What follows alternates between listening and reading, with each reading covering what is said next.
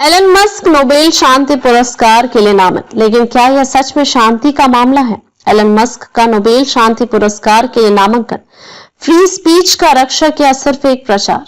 सोचिए, अगर Elon Musk वाकई में नोबेल शांति पुरस्कार जीत जाएं, तो सोशल मीडिया पर क्या हलचल मच जाएगी। उनके फैंस इसे एक ऐतिहासिक क्षण कहेंगे, जबकि आलोचक इस पर जमकर बहस छेड़ देंगे।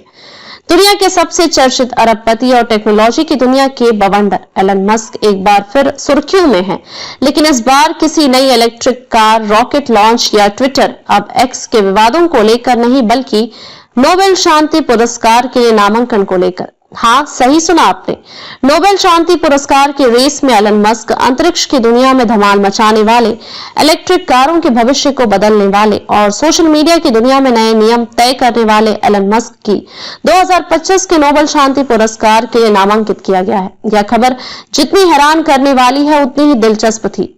यह नामांकन उन्हें अभिव्यक्ति की स्वतंत्रता और मानवाधिकारों की रक्षा में उनके योगदान के लिए दिया गया है। यह नामांकन यूरोपीय संसद के स्लोवेनियाई सदस्य ब्रांको ग्रिम्स ने दिया है, जिन्होंने नॉर्वेजियन नोबेल समिति को इस संबंध में एक औपचारिक याचिका सौंपी है।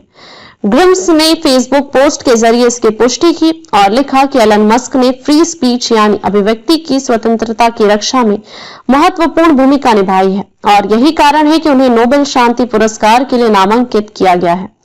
अब सवाल उठता है कि क्या टेक्नोलॉजी और बिजनेस की दुनिया का यह बादशाह सच में शांति दूत बन सकता है? एलन मस्क, टेक गुरु से फ्री स्पीच के योद्धा तक, एलन मस्क सिर्फ एक बिजनेसमैन नहीं, बल्कि खुद को एक फ्री स्पीच एक्टिविस्ट भी मानते हैं।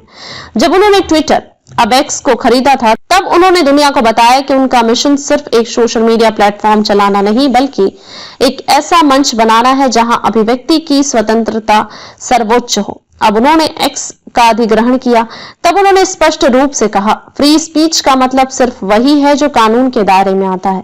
मैं किसी भी ऐसी सेंसरशिप के खिलाफ हूं जो कानून से मेल नहीं खाती।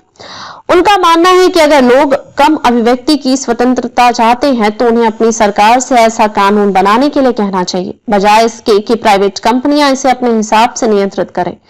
मस्क के इन विचारों ने इन्हें एक तरह से फ्री स्पीच के रक्षक के रूप में पेश कर दिया है, लेकिन यह भूमिका विवादों से भी भरी रही है। जब एलन मस्क ने जर्मनी के चांसलर को ओफ शिट्स कह दिया था। अब यह तो एलन मस्क का स्टाइल है कि वो कभी भी कहीं भी कुछ भी बोल सकते हैं। 21 जनवरी को वर्ल्ड इकोनॉमिक फोरम दावोस में जर्मनी के चांसलर ओलाफ स्क्वाल्फ ने फ्री स्पीच पर टिप्पणी करते हुए कहा कि अभिव्यक्ति की स्वतंत्रता का मतलब यह नहीं है कि हम अति दक्षिणपंथी विचारों का समर्थन करें। बस फिर क्या था? एलन मस्क ने इस बयान पर प्रतिक्रिया देते हुए एक्स पर लिखा, ऑफशिट्स पर शर्म आनी चाहिए। गौरतलब है कि ऑफशिट्स नाम एक व्यंग्य के रूप में इस्तेमाल किया गया। अब यह बयान अभिव्यक्ति की स्वतंत्रता की वकालत थी, एक गैर जिम्मेदाराना टिप्पणी। यह बहस का विषय है, लेकिन यह साफ है कि मस्क अपने विचारों को बिना फिल्टर किए ही दुनिया के सामने रखते हैं। एलन मस्क और उनके बेमिसाल कारोबार। अगर आप मस्क को सिर्फ एक ट्विटर वाले या फ्री स्पीच वाले समझ रहे हैं, तो जरा एक नजर उनके बिजनेस साम्राज्य पर भी डालिए। पहला, टेस्ला, दुनिया की सबसे बड़ी इलेक्ट्रिक वाहन कंपनी जिसने ऑटोमोबाइल इंडस्ट्री में क्रांति ला दी।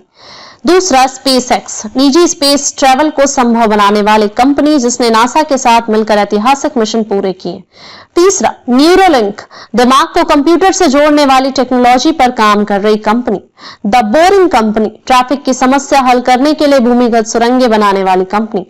एक्स, ट्विटर, सोशल मीडिया का नया रूप जहां मस्क ने फ्री स्पीच को मुख्य मुद्दा बनाया। मस्क खुद को एक दूरदर्शी इनोवेटर मानते हैं, लेकिन उनके आलोचक उन्हें ध्यान आकर्षित करने वाला या विवादों का बादशाह कहते हैं। नोबेल शांति पुरस्कार, क्या मस्क का नामांकन सही है? नोबेल शांति पुरस्कार किसी भी क्षेत्र में शांति और मानवता के लिए असाधारण योगदान देने वाले व्यक्ति को दिया जाता है। अब सवाल उठता है कि क्या मस्क सच में इस मापदंड पर खरे उतरे हैं? अगर उनकी बात करें तो उन्होंने अभिव्यक्ति की स्वतंत्रता की वकालत की, सरकारों द्वारा सेंसरशिप पर सवाल उठाए हैं, टेक्नोलॉजी के जरिए लोगों के जीवन को बदलने की कोशिश की है। लेकिन उनके आलोचकों का कहना है कि वो कई बार गैर जिम्मेदाराना बयान दे चुके हैं।